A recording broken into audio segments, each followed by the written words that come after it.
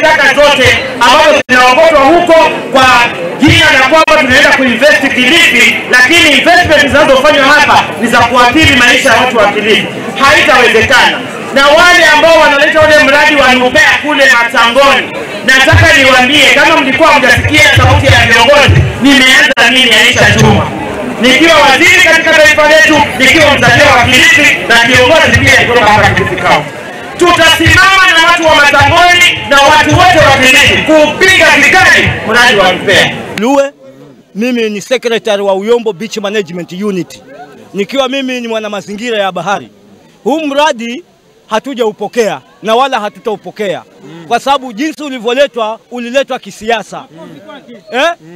Mwanzo sisi tunalaumu viongozi wetu, MP wetu, area MCA, gavana pia si sana, lakini pia na rais pia. Unasikia?